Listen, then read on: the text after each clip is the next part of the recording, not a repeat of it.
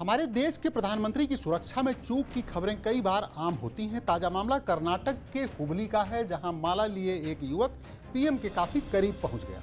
इसके पहले पंजाब में पीएम के काफिले के फ्लाईओवर पर अचानक रोक दिए जाने का मामला सुर्खियों में रहा। नमस्कार, मैं हूं आपका दोस्त दिनेश पाठक। करियर मंत्रा के इस अंक में पीएम की सुरक्षा जैसे बेहद संवेदनशील मुद्दे पर होगी चर्चा, जिसका प्रतियोगी परीक्षाओं से सीधा रिश्ता है। कई बार आपने ऐसा भी सुना होगा कि पीएम के काफिले में अचानक एम्बुलेंस पहुंच गई।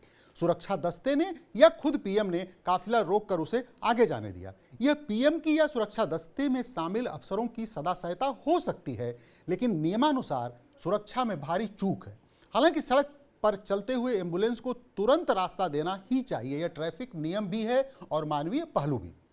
पर जब बात पीएम की हो तो सुरक्षा में जुटे एसपीजी, राज्य पुलिस एवं कमांडोज की जिम्मेदारी है कि पीएम के लिए तय रास्ते पर कोई भी अवांछित वाहन न आए। अगर अचानक एम्बुलेंस को रास्ता देना हो तो उसे पुलिस एस्कॉर्ट लगाकर किसी दूसरे रूट से भेजा जाए, मरीज की मदद की जाए, लेकिन पीएम का रूट हर हाल में खाली रखा जाए। प्रधानमंत्री की सुरक्षा का ढांचा क्या है, कैसे एजेंसियां अपने दायित्व को अंजाम देती हैं, इसे भी समझते हैं। हम आपको उनके काफिले में किस ब्रांड की गाड़ी चलती है या सुरक्षा में लगे जवान किस तरह का हथियार इस्तेमाल करते हैं, इसकी जानकारी नहीं देने जा रहे हैं, क्योंकि ये हमारे देश के प्रधानमंत्री की सुरक्षा का सवाल है। हम सिर्फ मोटी मोटी वह जानकारियां साझा करेंगे जिसका आपसे सीधा रिश्ता है। वर्ष 1984 में प्रधानमंत्री इंदिरा गांधी की हत्या के बाद एक विशेष सुरक्षा बल का गठन किया गया। एसपीजी नाम का यही संगठन पीएम की सुरक्षा के लिए अब जिम्मेदार है। उसके पहले देश के प्रधानमंत्री की सुरक्षा दिल्ली पुलिस के एक डीसीपी की देखरेख में होती थी, पर इंदिरा गांधी की हत्या के बाद मौजूदा नया सुरक्षा घेरा बनाया गया। इसमें इस समय करीब 3000 लोग तैनात हैं। पीएम और राष्ट्रपति की सुरक्षा के लिए एक किताब है जिसे ब्लू बुक कहा जाता है।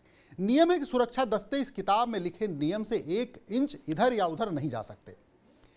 पीएम की सुरक्षा पर हर दिन इस समय करीब 1 करोड़ रुपए खर्च हो रहे हैं।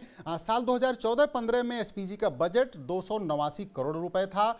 अगले साल ये 330 करोड़ हुआ। 2019-20 में ये 540.16 करोड़ रुपए हो गया। उस वक्त प्रधानमंत्री के गांधी परिवार के सभी सदस्यों को एसपीजी सुरक्षा मिलती थी। वर्ष 2020-21 में ये 426.27 करोड़ हुआ। 21-22 में 429.05 करोड़ हुआ और 22-23 में यह बजट इस समय 385.95 करोड़ है। लेकिन अब एसपीजी कवर केवल प्रधानमंत्री के पास है। आज प्रधानमंत्री नरेंद्र मोदी जहां से गुजरते हैं वहां जमीन से लेकर आसमान तक चप्पे चप्पे पर सुरक्षा एजेंसियां नजर रखती हैं। सुरक्षा की जिम्मेदारी 24 घंटे एसपीजी पर है। पीएम कई चक्र के सुरक्षा घेरे में होते हैं। SPG, NSG guards, state police के जवान भी उनकी सुरक्षा का ध्यान रखते हैं। एसपीजी के अधिकारी सभी से समन्वय बनाने का काम करते हैं। एसपीजी और एनएसजी गार्ड्स किसी भी हमले से निपटने में दक्ष होते हैं। ये जवान बेहद सख्त ट्रेनिंग से गुजरते हैं और हरदम आधुनिक हथियारों से लैस होते हैं।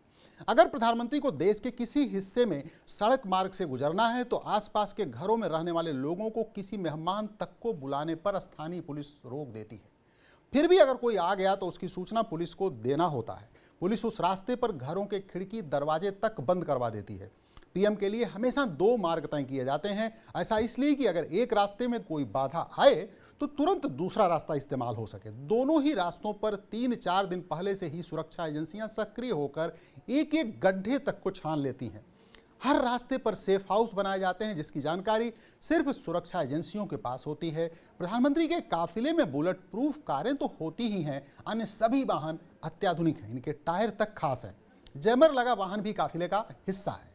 पीएम काफिले में इस्तेमाल होने वाले सभी वाहन खास तौर से सुरक्षा उपकरणों से लैस हैं। छोटे मोटे हमलों का इन पर कोई असर नहीं होगा।